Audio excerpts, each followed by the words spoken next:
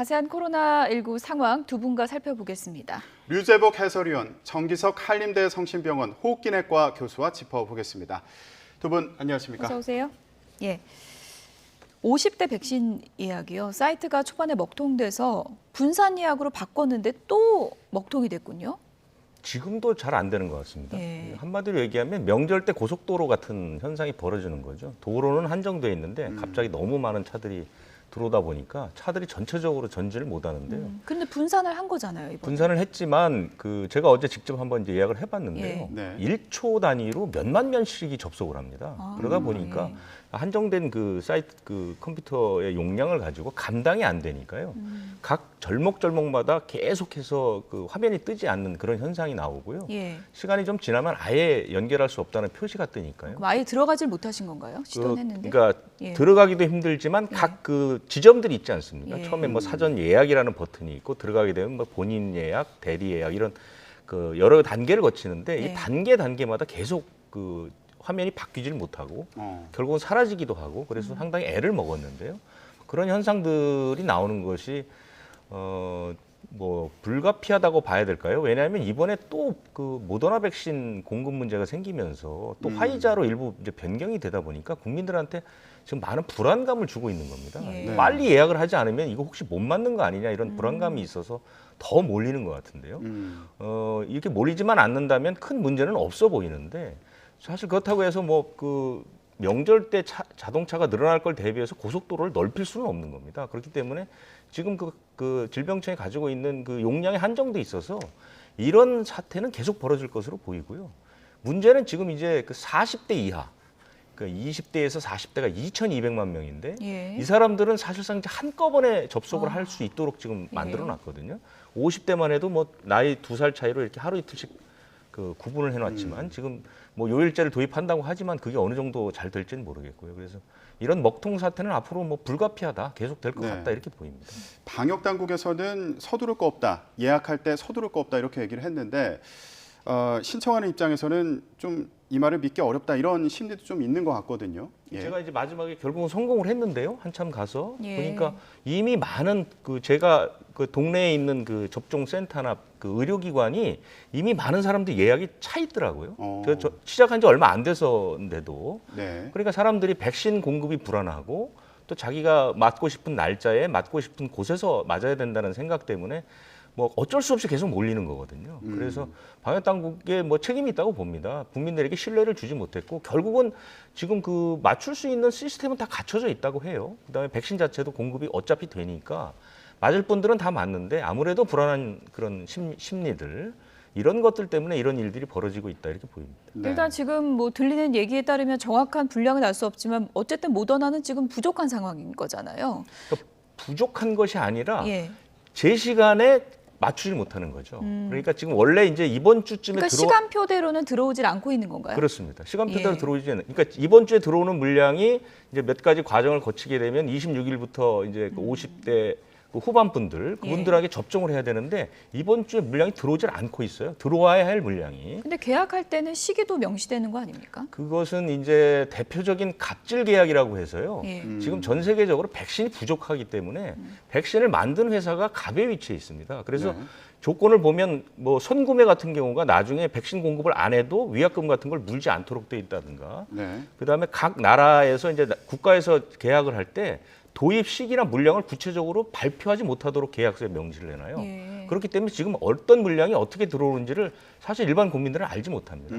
그리고 지금 이제 또 하나의 문제는 뭐냐면 그 독감 백신 같은 경우는 6개월 단위로 생산을 해서 6개월치를 한꺼번에 들어오거든요. 예. 그러니까 물량을 쌓아놓고 이제 접종을 하는 그런 방식이라면 지금의 백신은 주 단위로 물량들이 들어오고 있단 말입니다. 그렇기 때문에 조금 뭐 배송이라든가 뭐 이런 것들 조금만 이제 차질을 빚으면 늦어지는 거거든요. 이런 현상들이 계속돼서 되기 때문에 그래서 이제 화이자로 물량을 일부 바꾼 것이고요. 네. 그래서 이런 일들이 앞으로도 뭐 계속 되지 말라는 법은 없죠. 실질적으로 7월까지는 물량 자체가 적게 들어오고 있으니까요.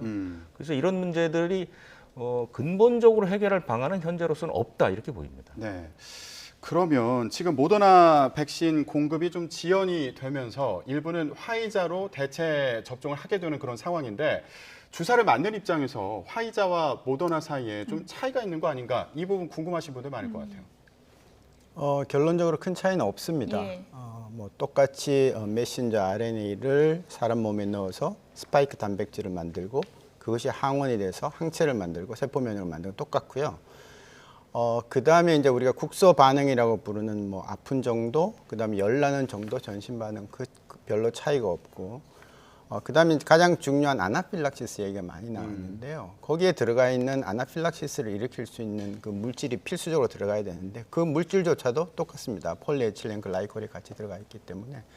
다만 화이자 같은 경우는 뭐 전 세계적인 초인류 회사니까 여러 가지 자료를 계속 내놓고 있는 반면 모더나는 저희 같은 의사들이 그 노출될 만한 그런 자료가 별로 없습니다. 특히 그렇습니까? 이제 미국 내에서만 소비가 되고 있기 때문에 주로. 그래서 좀 더 자세한 것은 좀 봐야 되겠습니다만 전체적으로 기전에 관한 한 그리고 지금까지 나온 데이터에 관한 한 무엇을 맞으시더라도 상관없다. 그렇게 말씀드립니다. 일각에서는 뭐 이거는 뭐 정확한 얘기는 아니지만 모더나가 워낙에 공급이 딸린다 이런 얘기가 많이 나오니까 전 세계적으로 모더나에 대한 수요가 제일 높은 게 아닌가 또 이렇게 해석하는 시각도 있더라고요. 그렇지는 않습니다. 예. 모더나는 사실은 저희 의료계에서는 신생회사입니다. 예. 거의 뭐 제약 관련 어떤 상품을 제대로 내서 많은 의사들이 알고 있는 그런 회사가 아니고요. 이름도 처음 들었고 미국 내에서도 이제 벤처기업 쪽에 속하는 그런 회사인데 이번에 하필이면 아주 질 좋은 mRNA 백신을 만들게 됐죠. 조건도 더 좋게. 그렇지만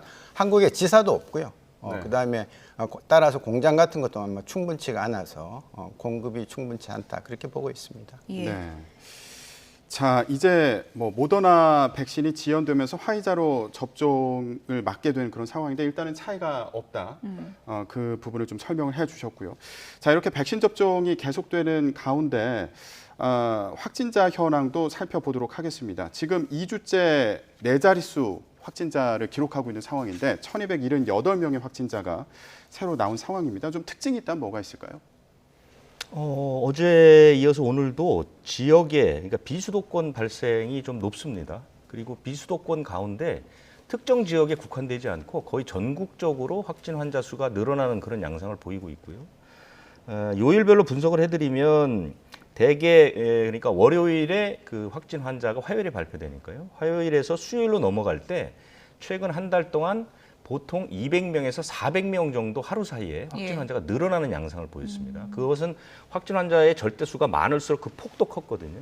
그러니까 지난주 같은 경우가 거의 한 400명 가까이 늘어났습니다. 예. 하루 사이에. 그런 그 추세를 반영한다면 내일은 아마 1,500명을 넘어갈 가능성이 있다고 보이고요. 예. 왜냐하면 지금 확산세가 뭐 줄었다는 어떤 지표는 하나도 없습니다. 되게 늘어날 수밖에 없는 지표들만 있고요.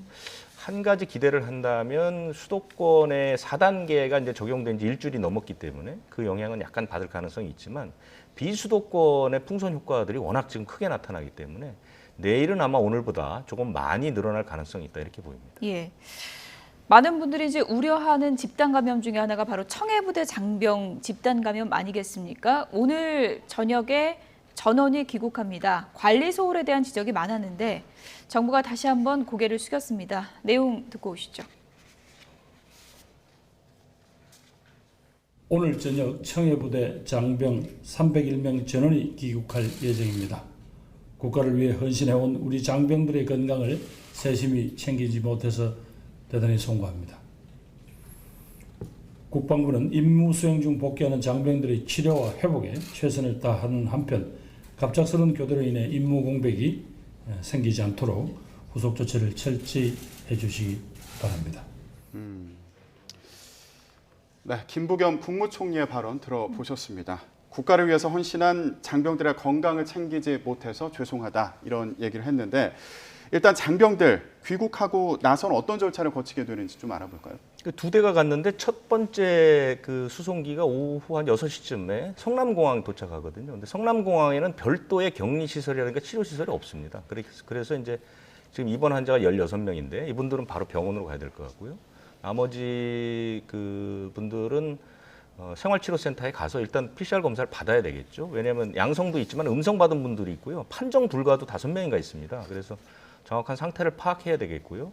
이제 그 상태에 따라서 분리돼서 치료를 받는 분들도 있고 생활치료센터에서 생활하는 분도 있고 따로 격리되는 분도 있고 이렇게 나눠질 것으로 보입니다. 네.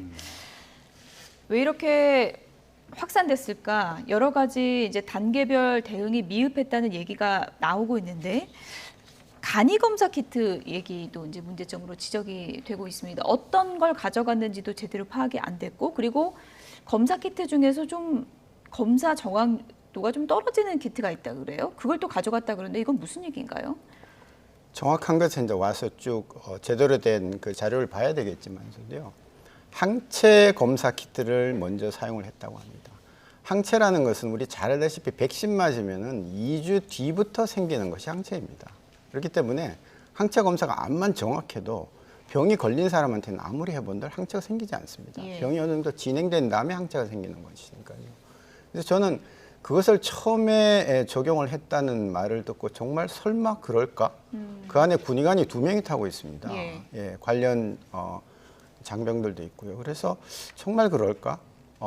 그랬지만 뭐 그렇다고 하니까 그 다음에 했던 신속 항원 검사도 마찬가지입니다. 뭐 국내에 있는 여러 전문가들, 특히 진단검사의학 교수들이 대표적으로 신속 항원 검사의 부정확성에 대해서 쭉 얘기를 해왔거든요. 그래서 그렇게 하면 안 되는 거고요. 특히 증상이 생기면, 특히 그 철에 지금 감기 증상이 생기면 즉시 의심을 하고 격리부터 먼저 한 다음에 적절한 검사를 받도록 해야 되고, 신속 항원 검사가 예를 들어 부정확하다면 매일 검사를 하면 됩니다. 예. 그러면 어느 정도 양성이 나오면 그때부터 더 격리를 열심히 하면 되는 것이니까요. 그래서 과연 지금 그 우리 국군 의무사령부라는 큰 조직이 있고 거기에 속해 있는 군의관이 얼마든지 있고요. 저도 39개월이나 군대에서 봉사를 하고 나온 사람인데 예. 수많은 자원들을 거기에 데려다 왔으면서 과연 지금 이 코로나19의 방역에 대해서 제대로 교육을 하고 진지하게 검토를 했겠느냐라는 의문이 들면서 정말 이거는 정말 심각하다. 앞으로도 교훈 삼아서 정말 제대로 된 대책과 교육을 해야 되겠다. 그렇게 보고 있습니다. 지금 대응 과정에 있어서의 문제를 좀 짚어봤는데 이뿐만 아니라 그렇다면 애초에 백신 접종은 왜 못한 걸까? 안 한 건지 못한 건지 검토는 했던 건지 군 당국과 방역 당국 사이에 또 엇갈리는 입장이 한때 나오면서 논란이 되기도 했거든요. 이 상황 어떤 상황인가요? 그러니까 상의는 했던 것으로 보입니다. 그런데 그 상의가 어떤 결정을 위한 상의가 아니라 그냥 뭐 묻고 답하는 수준?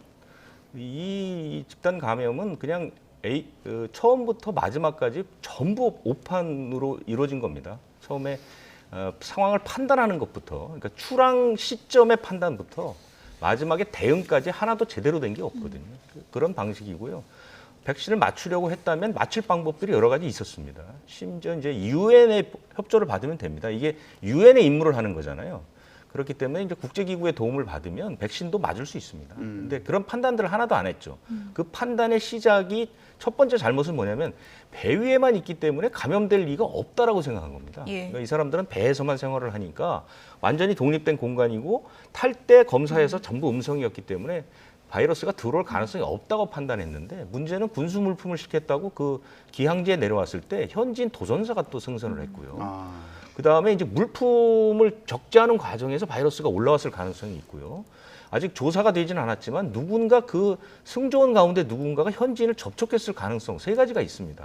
그리고 이제 거기까지 잘못됐다는 판단이 있었지만 더 큰 판단은 뭐냐면 그리고 나서 이틀 뒤에 감기 증상 환자가 나타났다는 것이죠. 예. 그렇게 됐으면 그때라도 빨리 검사를 받거나 PCR 검사를 받거나 뭐 이런 식으로 했어야 되는데 네. 그냥 감기약만 먹고 치부를 했고요. 그래서 12여일을 검사조차도 안 하고 지나갔거든요. 네. 그 사이에 이제 뭐 감염이 확산이 됐기 때문에 전체적으로 처음부터 끝까지 철저하게 조사해서 예. 처벌을 해야 된다 이렇게 봅니다. 간략하게요. 지금 그러니까 국민이 혼선이 있는 건 군 당국하고 방역 당국하고 얘기가 다른 거잖아요. 이게 어느 쪽에 더 책임이 있는 건가요? 그거는 지금 판단할 수가 없죠. 그런데 아무래도 가장 중요한 핵심의 그 주동적인 부서는 국방부가 아니겠습니까? 질병청은 제가 봤을 때 질병청이 국방부가 해외에 병사를 파병하기 때문에 거기에 주도적으로 접근해서 예. 무언가를 지시하거나 했을 것 같지는 않고요. 국방부가 어떤 것을 질의했다면 거기에 대한 대답을 했을 것으로 보이고요. 우리 정 교수님이 아마 그 청장을 하셨기 때문에 예. 그 구조는 잘 아실 거라고 봅니다. 예. 부처 간에는 어떤 부처가 다른 부처에 하는 일에 대해서 뭐 지시를 하거나 이런 거 없습니다. 예, 그냥 질의하면 참고적으로 대답해 줄 뿐이고요. 각자 부처는 자기 부처 일만 할 따름입니다. 그래서 지금도 전적으로 국방부에서 백신을 놓지 않은 그런 책임은 있다 그렇게 봅니다. 지금 워낙에 좀 위급한 상황이기 때문에 심각한 상황이고요. 의사결정 구조를 전반적으로 좀 들여다봐서 앞으로 이런 일이 없도록 또 이제 대책을 세우는 것도 중요할 것 같습니다. 백신 접종이나 방역 수칙, 뭐 많은 정보를 알고 계시지만 그래도 헷갈리는 게 많다고 이제 많은 분들이 하시기 때문에 저희가 몇 가지 좀 궁금증을 추려서 전문가분들께 물어보도록 하겠습니다. 코로나19 헷갈리는 방역 수칙, 먼저 첫 번째 궁금증 좀 보실까요? 네, 고3 수험생들이 이런 게 좀 궁금한 것 같아요. 시험 전날 백신을 맞아도 혹시 내가 이거 공부하고 이런데 지장이 없을까 걱정하는 학생들 많은 것 같습니다. 어떻습니까? 지장이 있을 수 있습니다. 지장이 있을 수 있습니다. 네, 네. 예. 시험 전날이나 중요한 전날에는 백신 안 맞는 게 좋습니다. 특히 예. 백신에 의한 부작용 맞고 나면 한 반나절쯤 지나서부터 뭐 열나고 아프고 이렇게 나서 그 다음 날까지 가거든요. 약을 먹더라도. 그렇기 때문에 중요한 일 전날은 백신 안 맞기를 권고드립니다. 교수님 그럼 간단히요. 주의 깊게 봐야 될 증상이 있을 것 같아요. 우리가 다 알고 있는 증상들입니다. 맞은 자리 일단 아프고요. 좀 붓기도 하고. 그 다음에는 이제 온몸이 떨리고 열이 나고 그 다음에 근육통이 나는 거죠. 아픈 거죠. 예. 그래서 이제 그런 것들은 백신을 맞으면 꼭 코로나19 백신뿐만 아니라 여러 가지 백신에서 올 수 있는 거기 때문에 그냥 견디셔야 됩니다. 예, 필요하면 이제 약을 먹으면서 참으면 되는데 문제는 이제 그 외에 다른 증상들 지금 뭐 화이자 같은 경우에는 이제 가슴 아픔이라든지 두근거림이라든지라는 그런 이제 좀 드물지만 우리가 신경 써야 되는 부작용들, 그러니까 심근염, 심낭염 같은 경우 그런 경우에는 즉시 병원에 가셔야 되지만 일반적으로 우리가 알고 있는 그냥 좀 아프다, 예. 열이 난다 이런 정도는 그냥 약을 쓰면서 관찰하시는 게 하루 이틀 정도는 일반적으로 그런 일을 하시면 됩니다. 예, 네. 접종 날짜 잡을 때 뭐 모의고사 전날이나 이런 날은 좀 피해야 될 것 네. 같네요. 들어보니까. 두 번째 궁금증 그래픽으로 확인해 볼까요? 요즘에 아이 데리고 워낙에 수영장이라도 한번 가자 조르니까 아이들이 호캉스 가서 이제 수영장 가거나 또 해변 가는 분들이 있는데 튜브에 이렇게 태워서 데리고 다닐 때 네. 물 위에 있을 때 마스크 어떻게 해야 되나 고민되신다고 그러더라고요. 방역 수칙을 보면 물 속에 있을 때는 마스크를 쓰지 않아도 되지만 예. 그 외의 장소에서는 마스크를 써야 된다라고 되어 예. 있습니다. 그런데 저건 참 애매한 경우죠. 애매하죠. 튜브를 타는데 마스크를 씌워야 할까요, 말까요? 근데 예. 그것은 그 마스크를 쓰는 원리를 이해하는 게 좀 중요하다고 봅니다. 그러니까 마스크라는 것이 타인으로부터 감염을 막거나 타인에게 감염을 시키지 않는 그런 기능들을 하기 때문에 예. 그런 차원에서 이해를 해야 되고요. 우리가 쓰는 마스크는 물속에 들어가면 기능 자체가 없어져 버립니다. 그래서 그 부분은 현명하게 생각을 하셔야 될 것 같고요. 현명하게 어떻게 생각해야 돼요? 그것은 상황에 따라 다르다고 예. 보는데 저는 물속에 들어갈 때 마스크를 씌우는 건 무리라고 봅니다. 그렇죠. 오히려 젖으면 그리고 안 되잖아요. 아이들이 예. 호흡기가 약하거나 우리 그 어린아이들은 어린이집에서는 어린이집 원생들은 마스크를 쓰지 않아도 된다고 하고 있거든요. 예. 왜냐하면 나이가 어린 친구들은 자가 소흡하기가 쉽지 않기 때문에 마스크가 오히려 호흡 곤란을 가져올 수 있어요. 그러니까 그런 부분들은 근데 아이가 뭐 크다거나 고민이네요. 예. 초등학교 이상이 된다거나 하면 조금 더 마스크를 써도 상관없지만 물속에서 마스크를 쓰게 하는 것 이것 자체는 네. 저는 그 올바른 방법은 아니라고 교수님 보고요. 어떻게 해야 되나요? 어렵네요. 예를 들어서 아주 어린 아이들이고 마스크를 정말 쓰기가 어려운 경우에는 괜찮지만 나머지는 저는 마스크를 물 속에서도 쓰는 게 맞다고 생각해요. 물속에서도요? 네, 예. 네. 그러니까 물 속이 아니라 예. 보통 이제 그 놀이풀에 가면은 깊지 않지 그렇죠. 않습니까? 튜브 예, 튜브를 하고 타고 하니까요. 항상 예. 목 이상은 나와 있으니까요. 그런 경우에는 왜냐하면 사람이 없으면 벗어도 됩니다. 그런데 그런 놀이풀에 사람이 없을 리가 있겠습니까? 주변에 다 바글바글하니까 마스크를 쓰고 물놀이를 하시라 저는 그렇게 권하고 싶습니다. 방수 마스크가 하나 좀 네, 나왔으면 그러게요. 좋겠다는 생각도 드네요. 예. 예. 사람 많은 해수욕장에서도 참 고민되는 부분일 것 같아요. 이 부분은. 네. 헷갈리는 방역 수칙. 다음 질문 보겠습니다. 네, 고혈압, 당뇨가 있어서 더운 날 마스크 쓰기가 어려운데 야외에서는 벗어도 될까요? 교수님 어떻습니까? 원칙은요 마스크를 쓰는 거지만 야외에서는 주변에 사람이 없다면 저는 고혈압, 당뇨가 아니라 그냥 아무것도 없는 사람도 벗어도 된다고 봅니다. 야외에서. 네. 예. 주변에 아무도 없는데 마스크를 계속 쓰고 있는 것은 그건 어떻게 보면 의학적으로는 전혀 맞지 않는 일이거든요. 근데 아직도 우리나라에서는 물론 지금은 뭐 대유행이 되고 있지만 공원에서 혼자 있는 사람도 마스크를 착용하도록 그렇게 이제 정하고 있기 때문에 그것은 너무 과도한 것이고요. 다만 역시 마찬가지입니다. 주변에 사람이 많으면 마스크를 착용하셔야 되고 그런 경우에 마스크를 벗고 싶다면은 사람이 없는 곳에 가서 조용히 마스크를 벗고 지내시면 저는 문제가 없다고 봅니다. 워낙에 더우면 땀이 많이 나서 마스크가 안에서 이렇게 젖을 때가 많던데요. 그럴 때는 하루에 좀 마스크를 자주 교체해줘야 되는 거죠?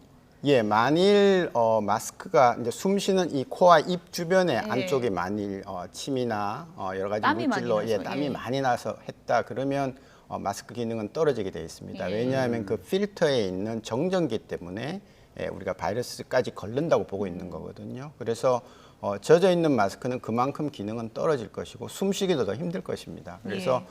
아깝지만 금방 갈아주시는 게 옳다 그렇게 봅니다. 여름철이라서 방역수칙 지키기가 좀 더 어려워지고 네, 있는 것 마스크도 같습니다. 또 더 챙겨 갖고 다녀야 예. 될 것 같아요. 여기까지 듣겠습니다. 유재복 해설위원, 정기석 한림대 성심병원 호흡기내과 교수 두 분이었습니다. 고맙습니다.